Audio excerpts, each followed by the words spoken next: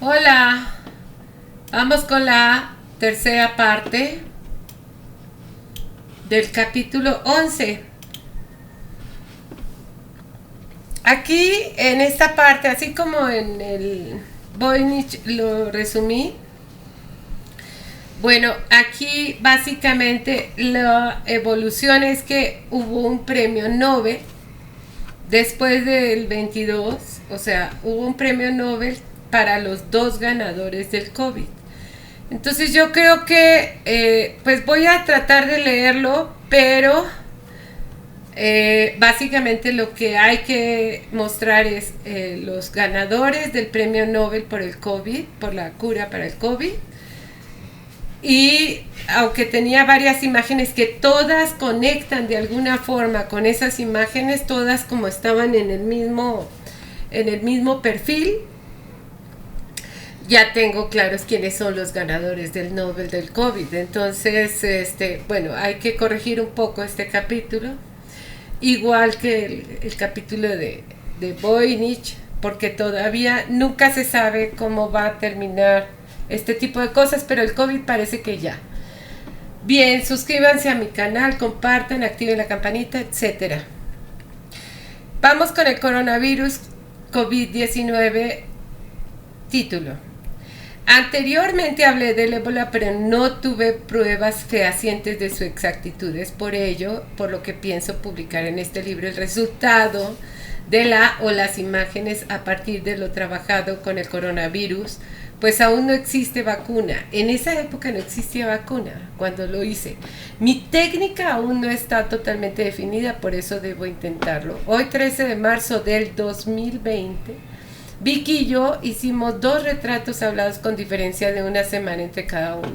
La fecha de comprobación está en un mensaje vía WhatsApp que le envié a Amaranta, una de mis pacientes, mis alumnas, el cual tiene la fecha del 14 de marzo del 2020. Ella en esas fechas se encontraba en España y estaba muy asustada, cuestión por la que le envié las fotografías.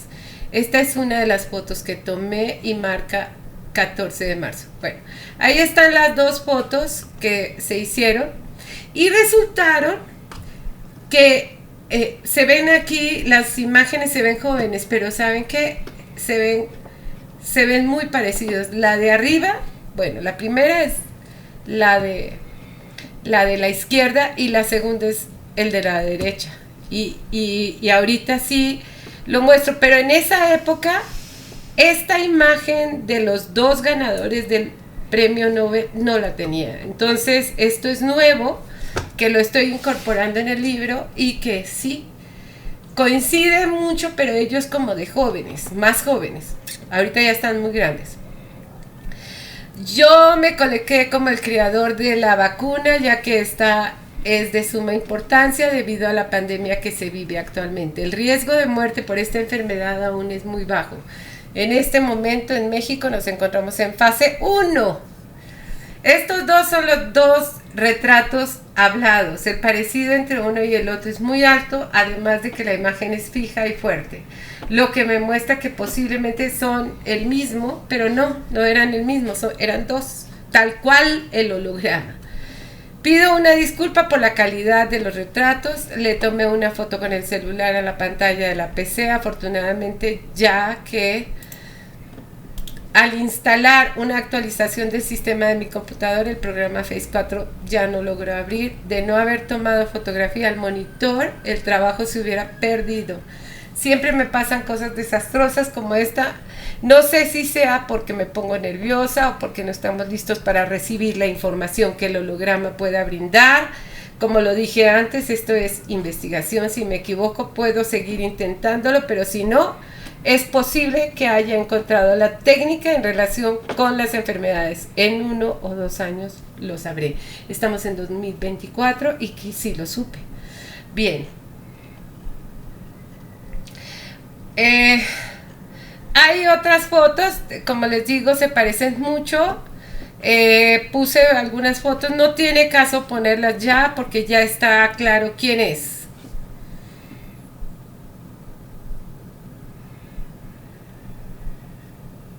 Ya existen algunas personas que han probado varias vacunas, solo falta que prueben con humanos. Tenemos a una mujer china, una en Francia, en Alemania, en Australia, en Pensilvania e Israel. Yo sigo observando.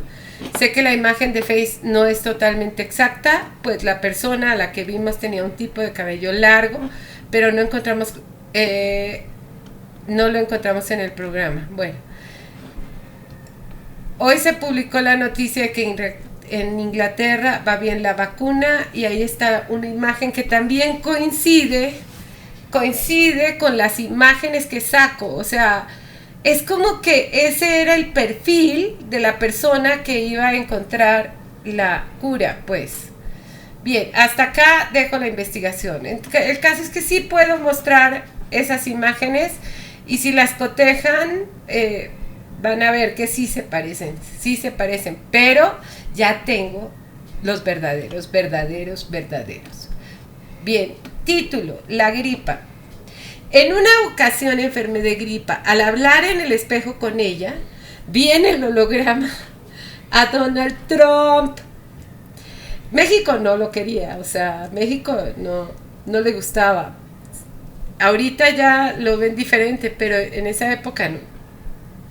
Sí, estaba hablando con mi gripa y vi a Donald Trump, lo cual significaba que debía calmarme, porque si me descuidaba y me desconectaba, era posible que la enfermedad se volviera muy agresiva y me hiciera daño. Cuando pasó la gripa me sentí muy bien, tanto que no volvió hasta hace poco, 3 años. O sea, 3 años después regresó y no sé cuánto dura el periodo de presidencia. Esperemos que no vuelva a ganar Donald Trump. Después, lo que me gustó mucho,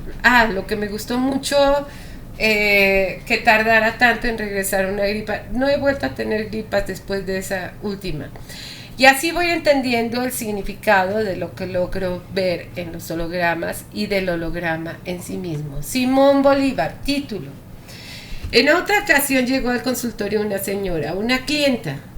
Trabajando sobre su rostro apareció Simón Bolívar. O sea, increíble. ¿Cómo es posible que aparezca un hombre tan antiguo y que sea Simón Bolívar, además, que es llamado el padre de la patria? Entender a una persona paralela a Simón Bolívar es reconocer que ha trabajado intensamente por unir y salvar a su familia, no al país ni al continente, sino a su familia. De esta manera, el holograma también te guía para que conozcas la forma en la que debes tratar a las personas. O sea, si es Simón Bolívar, pues la trato con mucho respeto. Tiempo después vi que en la plataforma de Netflix estaba disponible la serie colombiana de Simón Bolívar y decidí verla porque el holograma, aparte de guiarme en cómo tratar a mis clientes, también me dice qué series o qué películas debo ver. La historia de Bolívar coincidía perfectamente con la historia de mi paciente, ya que él intentó unir a todo el sur de América en una gran Colombia. No lo logró, enfermó de tuberculosis, luchó contra ella, pero terminó por matarlo. Después de la gran lucha, no fue reconocido por las personas, lo que lo llevó a morir desilusionado y sumido en una profunda tristeza. Mi paciente buscó mi ayuda por una razón similar a la de Simón Bolívar, ya que su mayor interés era volver a unir a su familia, o sea, tal cual, y no lo iba a lograr si continuaba así. Nunca supe si ella padecía alguna enfermedad, pero al igual que Bolívar, luchó por unir a personas que le importaban. Por lo que vi en la serie y tomando en cuenta que Simón Bolívar era un paralelo de mi paciente, es definitivo que la mujer no lograría reunir a su familia y posiblemente moriría desilusionada y triste. Ojalá y continúe con su terapia para que pueda modificar su final, pues por lo general un salvador termina siendo el tirano y no es reconocido por los demás.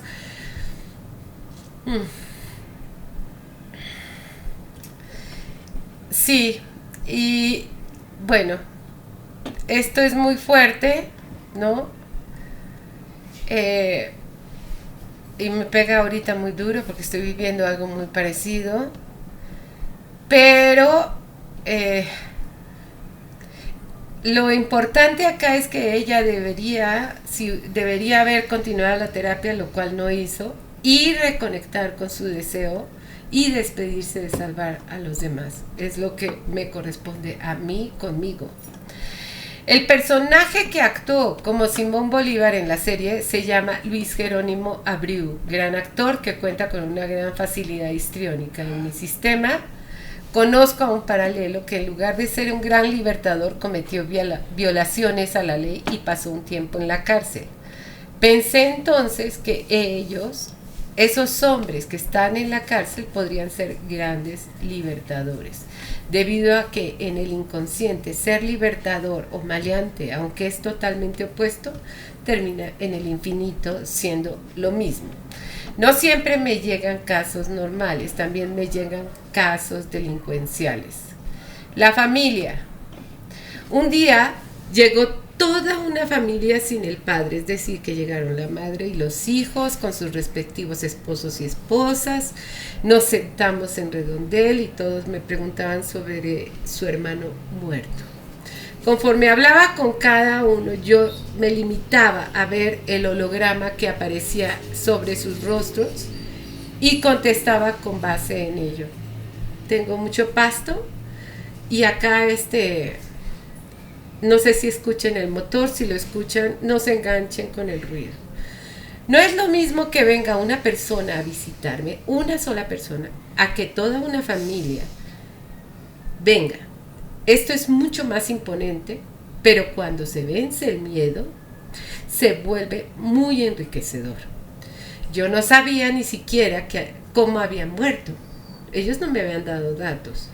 Pero lo que sí sabía es que había muerto joven y solo, razón por la cual se trataba de una muerte trágica que estaba afectando a las personas que lo amaban de forma muy dolorosa. Dos de las esposas de sus hermanos lograron ver sobre mi rostro a su fallecido. Con esto dejé de ser la única medium. Ya contaba con 2 personas que me podían ayudar a ver y a analizar todo lo que se presentara. Posiblemente va a pasar un avión, también lo escucho, pero no sé si ustedes lo escuchen. Preguntaron quién lo había atropellado aquella vez que iba en su moto. Los 2 familiares más psíquicos y yo vimos exactamente la misma imagen.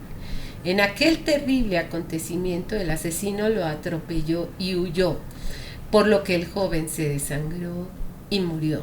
Como lo importante en estos casos es saber la verdad, el hecho de que las otras 2 personas describieran la imagen que yo vi me da tranquilidad.